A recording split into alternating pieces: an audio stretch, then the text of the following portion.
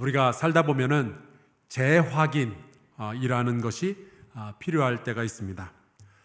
부부도 우리가 서로 사랑해서 결혼을 하고 함께 살지만 시간이 흐르다 보면 중간중간 우리의 사랑을 서로 재확인할 필요가 있죠. 아내가 여보 나를 사랑해요? 물어보는데 남편이 내가 말했어 안 했어? 30년 전에 얘기했잖아. 그거면 됐지. 여러분 이렇게 말하면 나쁜 남편이죠. 좋은 남편은 아내가 그렇게 물어볼 때 사랑의 재확인이 필요한 때가 왔구나 생각을 하고 아내의 눈을 바라보면서 저는 여전히 당신을 사랑합니다. 그대를 향한 나의 사랑은 점점 더 깊어져 갑니다. 이렇게 말을 해야죠. 우리 여자 성도님들 제 말이 맞습니까? 네. 이런 재확인은요 병원에서 치료의 과정에서도 정말 중요합니다. 저희 장모님께서 혈액암에 걸리셨을 때 치료해 주셨던 의사 선생님이 있었어요. 예수 잘 믿는 분이셨는데 이분이 이제 병을 이렇게 치료하겠습니다라고 전략을 탁 짜주고 그리고 이제 출발을 했습니다. 근데 이 의사 선생님이 참 고마운 것이 치료의 과정 중에 지금 우리가 어디까지 왔고 지금 환자님 잘하고 계시니까 조금만 더 힘을 내시면 우리 완치될 수 있습니다. 이 이야기를 잊을만 하면 중간에 한 번씩 해주시는 거예요. 그러니까 이제 저희 장모님은 항암이 좀 힘들어요. 너무나도 힘든데도 계속 소망을 가지고 재확인을 해주니까 나을 수 있다는 이야기를 해주니까 항암을 지속을 했고요. 그래서 완치돼서 지금도 건강하게 잘 살고 계시잖아요. 여러분 우리의 신앙에도 재확인이라는 과정이 필요합니다. 우리가 예수 믿고 10년, 20년, 30년 신앙생활을 하다 보면은 내가 처음에 예수님을 왜 믿게 되었지? 이런 거 잊어버리고 내가 도대체 뭘 믿고 있는 거지? 이런 것도 잊어버리는 것 같은 그런 순간이 찾아오게 되죠. 그냥 교회 오니까 집사님 만나고 권사님 만나고 이게 너무 즐겁고 또 설교와 찬양의 은혜가 돼서 이것도 참 좋지만 그것 빼고 나면은 내가 딱히 왜 교회를 다니는지 이게 불분명해지는 시기가 찾아오는 거예요. 그러니까 그야말로 습관적으로 교회 오고 습관적으로 예배를 드리게 되는 거죠. 그럴 때 내가 시험에 들었구나 그럴 이야기 하는 게 아니라 내가 나의 신앙을 재확인할 필요가 있겠구나 그렇게 생각하시는 것이 더 맞습니다. 그래서 다시 쓰는 사랑 고백이라는 설교 시리즈가 만들어진 거예요. 자, 우리가 그동안 하나님에 대한 우리의 사랑 고백, 예수 그리스도에 대한 그리고 성령님에 대한 사랑의 고백, 그리고 하나님의 말씀과 창조 세계에 대한 우리의 사랑 고백을 다시 한번 확인을 해보았는데요. 오늘은 복음에 대한 말씀을 여러분과 함께 나누려고 합니다. 우리가 예수 믿는 사람들이라면 반드시 이러한 고백을 우리가 또한 가지고 있어야 됩니다. 우리 같이 한번 목소리 앞에서 읽어보도록 하겠습니다. 시작. 우리는 복음을 사랑합니다. 아멘. 성경에 보면은 이 복음을 정말로 사랑했던 사람들이 많이 있는데 그 중에 하나가 사도 바울이었어요. 사도 바울은 원래는 복음에 반대하고 예수 그리스도를 믿는 사람들을 잡아서 감옥에 가두는 그런 일들을 하던 사람이었는데 이 사람이 이제 다메섹이라는 동네로 가는 길에 부활하신 예수 그리스도를 만나게 되죠. 그리고 처음으로 복음을 접하게 됩니다. 그리고 그 복음을 접한 이후에 그의 인생은 전부가 새롭게 개조가 되는 거예요. 당연히 바울은 자기를 변화시키고 자기를 구원해 준 이 복음을 정말 사랑했습니다. 오늘 우리가 읽은 이 로마서는 바울이 로마에 살고 있는 성도들에게 보낸 편지 글인데요. 그 편지의 처음에는 인사말이 나옵니다. 근데 그 인사말에 자기소개를 이렇게 했어요. 제가 읽어볼게요. 예수 그리스도의 종 바울은 사도로 부르심을 받아 하나님의 복음을 위하여 택정함을 입었으니 이 복음은 하나님이 선지자들을 통하여 그의 아들에 관하여 성경에 미리 약속하신 것이라. 자기를 소개하는데 복음이라는 단어를 2번이나 사용을 하죠. 내 인생과 복음은 뗄래야 뗄 수 없는 관계에 놓여져 있다. 그런 뜻입니다. 바울은 복음이 너무 자랑스러웠어요. 그리고 복음이 너무 사랑스러웠어요. 그러니까 제가요 어쩌면 하나님의 복음을 위해서 택정함을 입었을지도 몰라요, 이런 식으로 말하는 게 아니라 정확하게 이렇게 말하죠. 우리와 우리의 조상들과 우리 유대인들이 그토록 기다렸던 소식이 바로 이 복음입니다. 내가 발견했고 내가 이것으로 인해서 내 인생이 변화되었습니다. 바울은 이 복음을 너무나도 사랑하고 복음을 연구하고 복음을 해석하고 복음을 전하는 게 너무 기쁜 거예요. 그래서 오늘 우리가 읽은 본문 말씀에 이렇게 이야기를 하죠. 15절, 나는 할 수 있는 대로 로마에 있는 너에게도 복음 전하기를 원하노라. 제가 알고 있는 목사님 한 분은 하나님도 참 사랑하고 교회도 사랑하지만 이분은 또 소금을 그렇게 좋아하시더라고요. 소금요법이라고 해서, 그래서 이분하고 이야기를 하다 보면 어느 사이엔가 크리스탈 소금인가 하는 것을 하나씩 꺼내주면서 입에다 넣어주고 이거 꼭 빨아먹으라는 거예요. 소금인데 단맛이 난다는 둥, 뭐 이게 몸의 독소를 배출시켜준다는 둥, 막 이런 간증 집회를 열면서 소금을 먹으라 그러는 거죠. 근데 이분을 보면 알겠어요. 그러니까 같이 목회하는 동료 목사들이 또 건강해지면 좋겠다 생각하니까 자꾸만 소금을 주시는 거예요. 바울은 복음에 대한 확신이 있었어요. 이 복음에 의해서 자기가 사로잡히고 변화되고 나니까 자기의 인생이 달라지는 것을 알게 되니까 이 복음을 사랑할 뿐만이 아니라 이것을 전하고 싶은 거예요. 나만 필요한 것이 아니라 이 복음은 이 세상을 살아가고 있는 모든 사람들에게 필요하구나, 이것을 아니까 그래서 모든 사람들이 복음을 듣고 구원받기를 원했던 거죠. 특별히 이 로마서는 로마에 있는 성도들에게 보낸 편지입니다. 이 로마라는 도시에서 그 성도들은요 핍박받으면서도 신앙생활을 하는 사람들이었어요. 그 말은 이들의 신앙이 되게 좋았다는 이야기죠. 핍박을 받는데도 계속 주님을 섬겼으니까. 근데 이 말을 한 번만 더 뒤집어보면 이런 결론이 나옵니다. 여러분, 복음은요 예수 안 믿는 사람들만 필요한 게 아니라 이미 신앙생활을 잘 하고 있는 사람들도 복음이 필요한 거예요. 예수 잘 믿는 사람들도 다시 한번 복음에 서야 되고, 복음 앞에 서야 되고, 예수 잘 믿는 사람들도 복음을 다시 한번 받아들이고 이 말씀을 묵상하며 이 말씀의 능력을 또 체험하고 반복해서 체험해야 된다는 사실이죠. 사랑하는 성도 여러분, 내가 교회 오래 다녀서 복음이 뭔지 알아요. 그리고 끝나지 말고 다시 복음을 사랑하고 다시 복음의 능력을 경험하는 저와 여러분 될 수 있기를 주의 이름으로 축원합니다. 바울은 복음에 대해서 이렇게 이야기해요.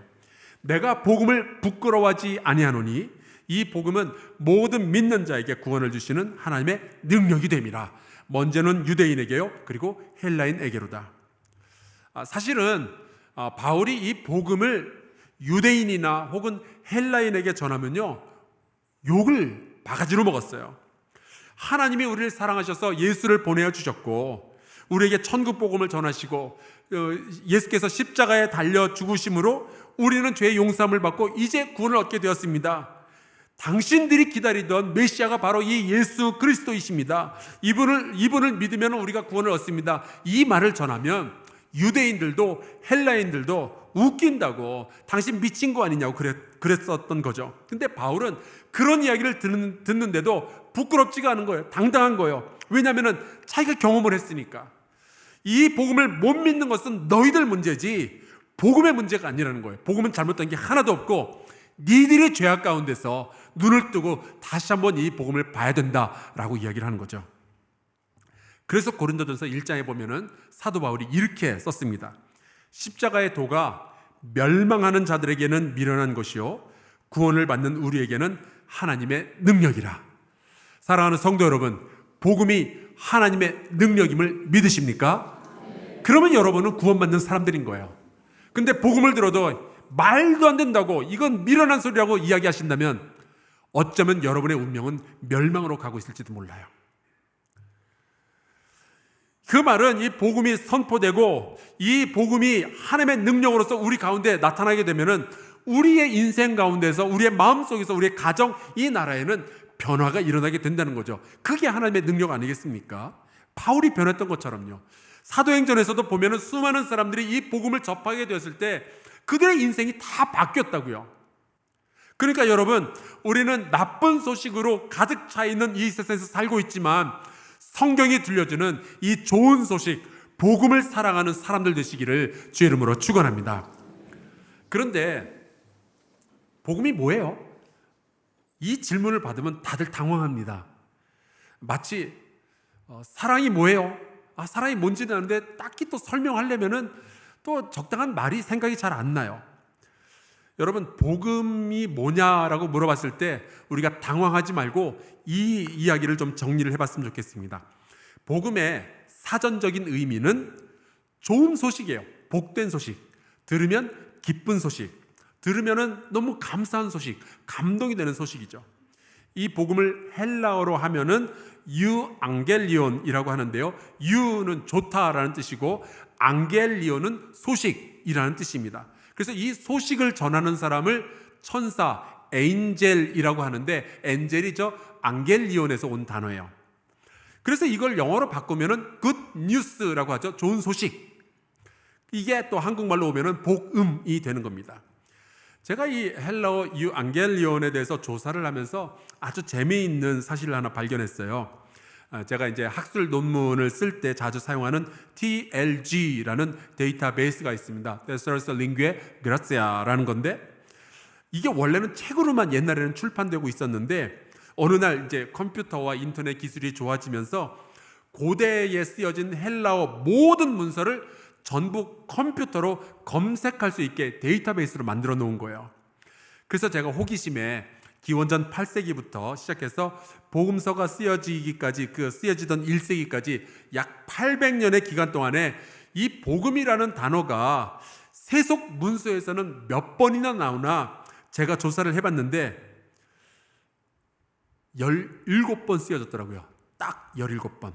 수많은 사람들이 800년 동안 수많은 글을 썼는데 복음이라는 단어는 50년에 한 번 나올까 말까인 거예요. 그에 비하면 전쟁의 소식, 전염병의 소식, 죽음의 소식, 파괴, 간음, 거짓, 살인, 고통, 슬픔 이런 나쁜 소식들은 셀 수 없이 많이 등장해요. 여러분, 그 말은 예수 그리스도께서 이 땅에 오시기 전 고대의 대부분의 사람들은요 늘 좋은 소식이 아니라 나쁜 소식만 들으면서 살아왔던 거예요. 그들의 인생은 나쁜 소식으로 채워져 있었던 거죠. 그러니까 늘 비극적인 인생을 살고 있었던 거예요. 그런데 1세기에 들어서면서 예수께서 오시고 신약 성경이 쓰여졌는데 거기에 이 신약 성경에만 복음이라는 단어가 자그마치 123번이 등장하더라고요. 이게 뭘 말하는 거겠어요? 여러분, 이 세상은요 나쁜 소식이 들려오고 나쁜 소식으로 가득 채워져 있지만 성경을 보면은 우리가 진실로 기쁜 소식을 발견하게 되는 줄로 믿습니다. 요즘 나쁜 소식 정말 질리게 듣지 않으세요? 아까 우리 장로님 기도회에서도 언급하셨지만 너무 안 좋은 소식들이 많은 것 같아요. 한국에서 마약이 팔리고 있다고 그래요. 이유 없이 칼을 들고 길가에서 사람을 해치는 사람들에 대한 소식, 코로나가 다시 유행한다는 소식, 새만금에서 잼볼이 망한 소식, 태풍 때문에 피해본 소식, 우크라이나에서 사람들 죽는 소식, 주식 투자했다가 망한 소식, 중국하고 미국하고 싸운다는 소식. 정말 우리가 살고 있는 이 세상은 나쁜 소식 투성이에요. 여러분, 근데 나쁜 소식보다 더 나쁜 게 뭔지 아십니까? 좋은 소식인 줄 알았는데 알고 보니까 나쁜 소식이었던 거. 여러분, 이 세상에 그런 게 너무 많아요. 우리는 요거 좋은 거다 싶어가지고 얼른 붙잡았는데 알고 보니까 아무것도 아니거나 혹은 오히려 우리를 멸망으로 이끌고 가는 소식들이 얼마나 많이 있는지 모릅니다. 성경에 보면은 어리석은 부자의 이야기가 나오죠. 농사를 졌는데 이게 너무 농사가 잘 됐다는 거예요. 기쁜 소식이죠. 그래서 이 부자가 창고를 짓고 곡식을 저장하고 앞으로는 내가 평생 동안 놀고 먹어도 되겠다라고 얼마나 좋아했는지 모릅니다. 그런데 그날 하나님이 그의 생명을 거두어 가시죠. 그러면서 하나님께서 하신 말씀이 참 어리석다였습니다. 하지만 여러분, 성경이 하나님께서 우리에게 전해주시는 복음은 참된 복음이고 우리를 속이지 아니하는 영원한 기쁜 소식인 줄로 믿습니다. 여러분이 분별함을 가지고 이 기쁜 소식을 듣고 받아들이고 믿고 이 복음 안에서 능력을 발견할 수 있어야 되는 거죠. 근데 우리가 또 이런 질문을 할 수가 있어요. 2주 전에는 우리는 하나님의 말씀, 성경을 사랑합니다 라고 고백을 했잖아요. 그런데 오늘은 우리가 복음을 사랑합니다 또 이야기를 하는 거죠. 그러면 이제 헷갈립니다. 성경은 뭐고 복음은 뭐냐? 둘의 관계가 뭐냐? 여러분 궁금하시죠? 1부도 2부도 안 궁금하다고 그러는 것 같더라고요. 근데 이게 정리가 안 되면은 우리는 맨날 헷갈리는 거예요. 복음이 뭐예요? 그러면 잘 모르겠는데요. 여러분, 우리가 말하는 복음은요, 성경에 나와 있는 수많은 말씀들 가운데서도 우리가 들으면은 마음속에 기쁨이, 감격이, 감동이, 감사가 넘쳐나는 말씀들이 있어요. 그게 복음이에요. 특히 우리의 구원을 위해서 하나님께서 이루신 일들에 대한 소식이 복음입니다. 근데 이러한 소식이 진짜로 복음으로 기쁜 소식으로 느껴지려면은 제일 먼저 중요한 게 내가 지금 어느 상황에 있는지부터 알아야 돼요.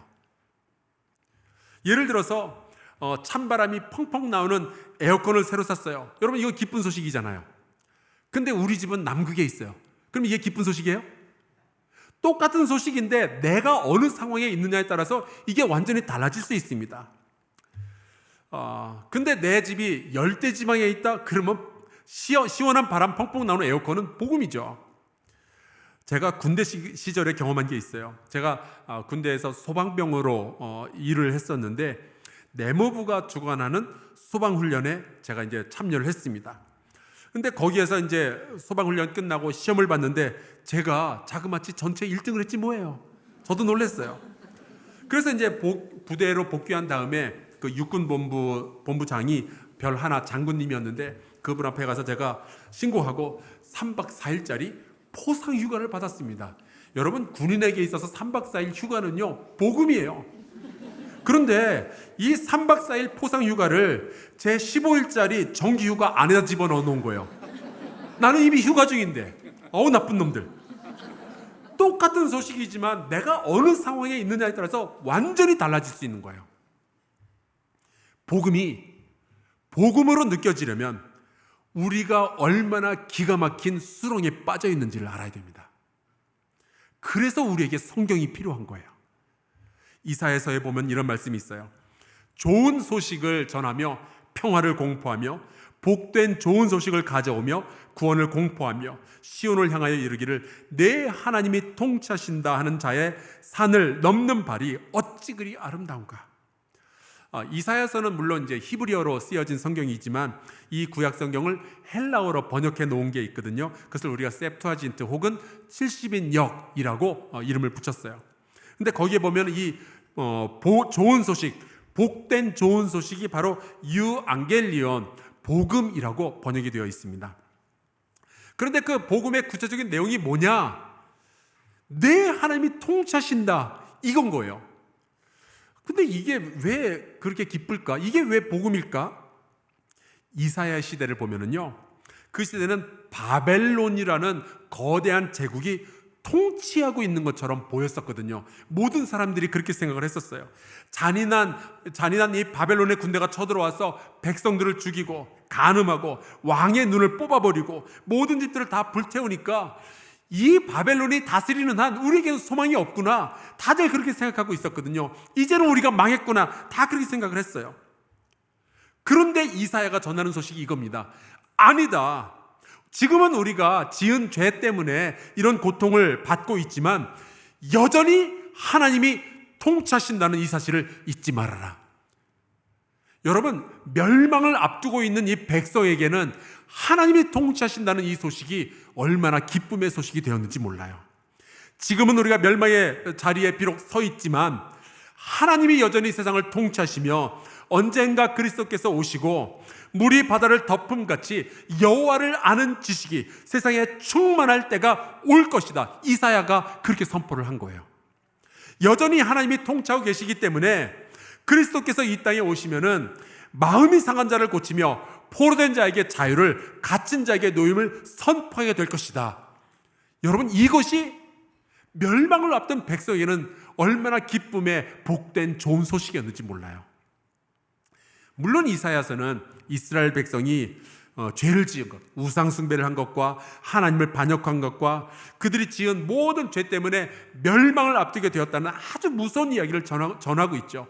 너희들에게는 소망이 없다. 이 이야기를 전하고 있는 거예요. 하지만 너희에게는 소망이 없지만 하나님에게 소망이 있지 아니하냐. 하나님이 지금도 통치하고 계신다. 이 이야기를 전하고 있는 거죠. 하나님이 구원하실 것이다. 그래서 이사야서에 보면 이런 말씀이 나오는 거예요. 하나님은 제 대신에 화관을 주실 것이고 슬픔 대신 희락을 주실 것이고 근심 대신 찬송의 옷을 입혀 주실 것이다. 이것이 이스라엘 백성에게 복음이 되는 겁니다. 그래서 성경을 읽다 보면은 처음에 읽을 때는 이게 복음이 아닌 것 같은데 나중에 묵상하다 보면 이게 복음이었구나. 이것을 깨달을 때가 있어요. 하나님이 다스리시니까.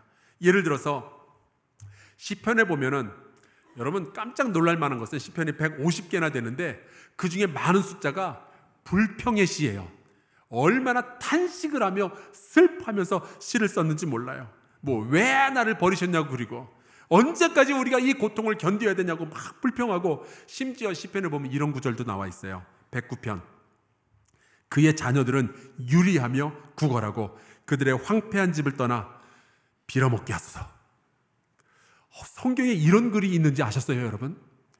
근데 이 시를 보면 우리가 알 수 있는 게 있죠. 이 시를 쓰는 시인의 마음은요, 지금 화가 난 거예요. 너무너무 화가 났어요. 여러분도 그럴 때 있잖아요. 짜증나가지고 그냥 막 다 팽개치고 싶고 다 그냥 욕하고 싶고 막 그럴 때가 있잖아요. 그런데 여러분 하나 더 우리가 알아야 될 것은 이 시편은요, 예배 시간에 사용하는 노랫말들이었어요. 근데 상상을 해보세요. 아니 우리가 어떻게 예배 시간에 노래를 부르는데 그들의 자손은 빌어먹게 하소서 이런 얘기를 어떻게 할 수 있을까? 우리가 깨달아야 되는 것이 하나 있습니다. 여러분 우리가 마음속에 아무리 감정이 상했다 할지라도 아무리 화가 나고 아무리 짜증이 난다 할지라도 아무리 외롭고 아무리 고통스럽다고 할지라도 우리가 하나님 앞에 나아갈 수 있다는 사실, 그리고 우리가 이러한 마음을 가지고 하나님 앞에 나아가면은 상한 심령을 받아주시는 우리의 아버지가 계신다는 이 사실 꼭 알고 믿으시기를 주의 이름으로 축원합니다. 여러분이 어떤 감정 상태에 있을지라도 예배에 나올 수 있는 거예요. 이게 기쁜 소식이죠. 이 시를 통해서 우리는 하나님은 상한 심령을 받으시는 분이라는 것을 알게 되는 거예요. 우리의 인생이 어떠한 심각한 상황 속에 있을지라도 우리가 하나님께 나아가면 아버지는 우리를 받아주시고 우리를 안아주시고 우리를 구원해 주신다는 이 사실을 알게 되는 거죠. 이게 기쁘고 복된 소식이었던 거예요. 우리가 어떻게 이 복음을 사랑하지 않을 수가 있겠어요?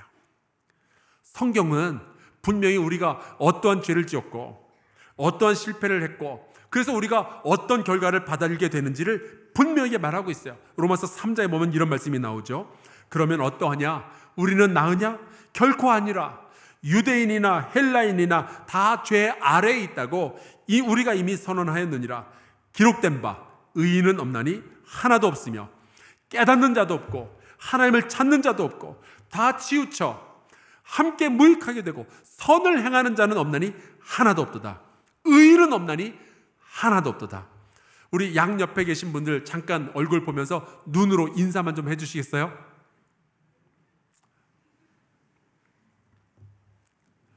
자, 이제 저를 보시고요. 지금 인사 나눈 그분은 절대로 의인이 아니에요. 죄인이에요.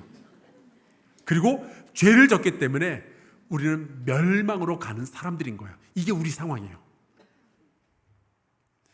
하나님은 지금도 우리를 사랑하시는데 우리는 지금도 죄를 지면서 살아가고 있는 거죠. 그래서 죄의 결과가 사망이라는 것을 성경이 우리에게 다 보여주고 있어요.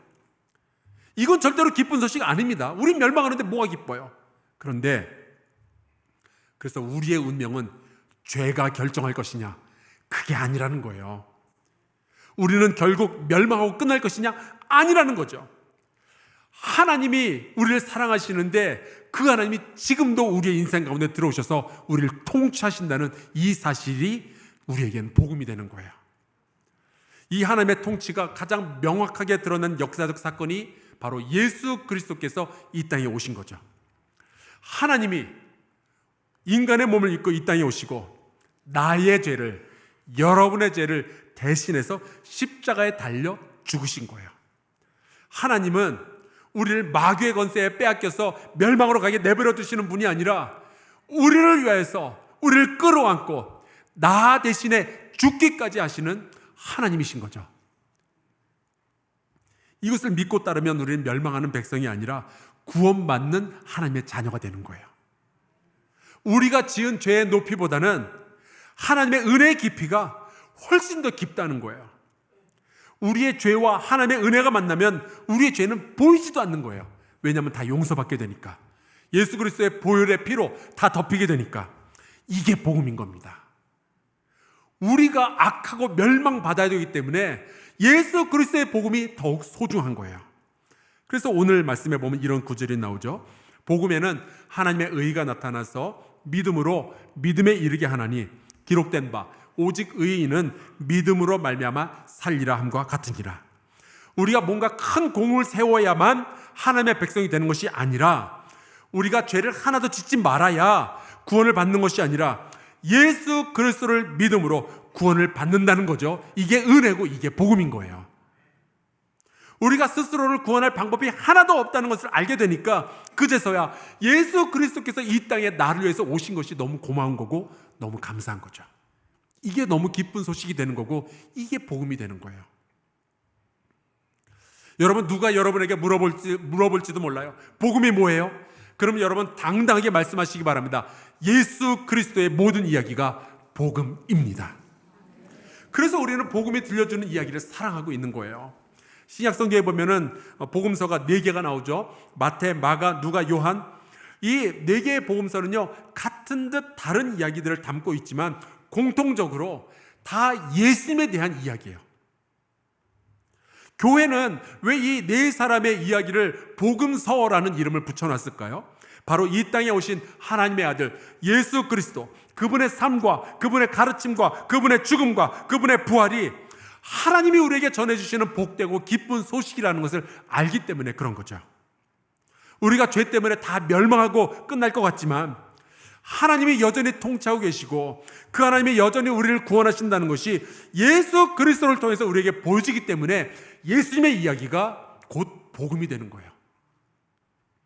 하나님은 저와 여러분을 멸망 가운데에 내버려 두지 않으실 줄로 믿습니다.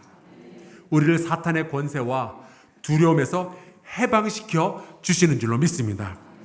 예수 그리스도를 믿는 자들에게는 죄의 용서가 있음을 믿습니다. 우리는 하나님의 언약 백성이 되었고 성령이 거하시는 성전이 되었음을 믿습니다. 이게 다 우리에게 전해진 복음인 거예요. 이 복음이 우리에게 약속하는 게 있죠. 로마서 8장에 나옵니다. 내가 확신하노니 사망이나 생명이나 천사들이나 권세자들이나 현재일이나 장래일이나 능력이나 높음이나 깊음이나 다른 어떤 피조물이라도 우리를 우리 주 그리스도 예수 안에 있는 하나님의 사랑에서 끊을 수 없으리라. 우리가 절망 가운데, 우리가 고통 가운데, 심지어 죄 가운데 있을지라도 하나님의 사랑은 끊어지지 않을 거예요. 그 하나님이 우리를 사랑하시는 아버지시니까요. 우리가 길 잃은 양이 되었을지라도, 때로 우리가 길 잃어버린 탕자가 되었을지라도 아버지는 우리를 사랑하시며 기다리신다는 사실, 이게 복음인 거죠. 그래서 우리는 이 복음을 사랑합니다.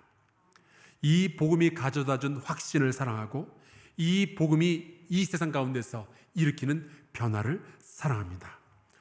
사랑하는 성도 여러분, 다시 한번 이 복음 앞에 정직하게 서며 진지하게 복음을 묵상하고 이 복음을 그 어느 누구 앞에서도 부끄러워하지 아니하며 이 복음을 전하는 저와 여러분 될 수 있기를 간절히 축원합니다. 우리 함께 찬송가 505장 부르고 함께 기도하면 좋겠어요. 여기에 가사가 이렇게 되죠. 온 세상 위하여 나 복음 전하리. 온 세상 위하여 주 은혜 임하니 주 예수 이름 힘입어 이 복음 전하자. 우리 이 마음 가지고 함께 찬양하고 기도하겠습니다.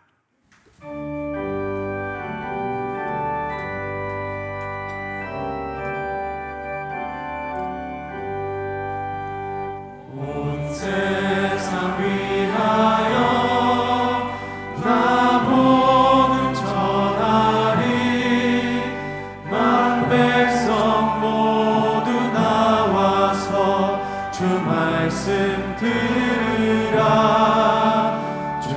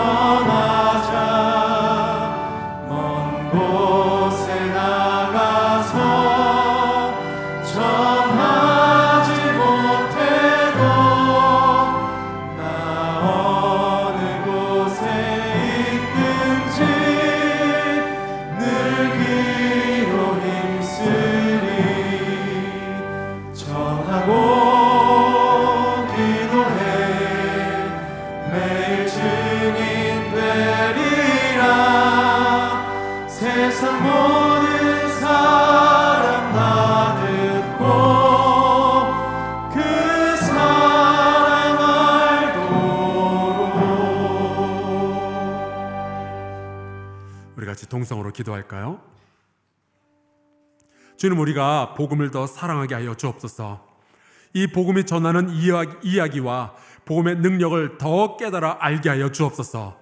이 복음을 듣고 믿고 또 전하는 일에 우리 교회를 사용하여 주시옵소서. 동성으로 같이 기도하겠습니다. 아버지 하나님, 주께서 우리에게 복음을 전하여 주심을 감사합니다. 우리가 멸망받을 수밖에 없는 사람들이었던 것 하나님, 우리가 알게 해주셔서 고맙습니다. 그래서 주께서 예수를 보내어 주시고 예수의 십자가 보혈로 말미암아 우리가 구원 얻게 되었다는 것, 우리의 능력이 아니라 하나님, 우리의 의가 아니라 하나님의 은혜로 우리가 구원받게 되는 것, 하나님, 이것이 복음인 것을 깨닫게 하여 주시옵소서.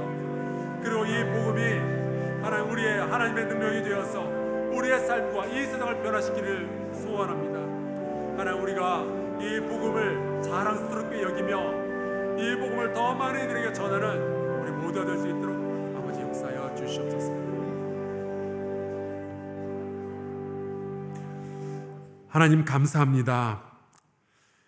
죄의 문제를 해결하지도 못하고 멸망에서 벗어나지도 못하는 우리를 여전히 사랑하시며 구원의 길을 열어주셔서 감사합니다. 하나님이 여전히 통치하신다는 이 복음을 우리가 사랑하고 믿게 하여 주시옵소서. 예수 그리스도를 통하여 구원을 이루어 가시는 하나님의 복음이 여기에 있는데 우리가 그 복음을 사랑하고 자랑하고 전하는 자들이 되게 하여 주옵소서.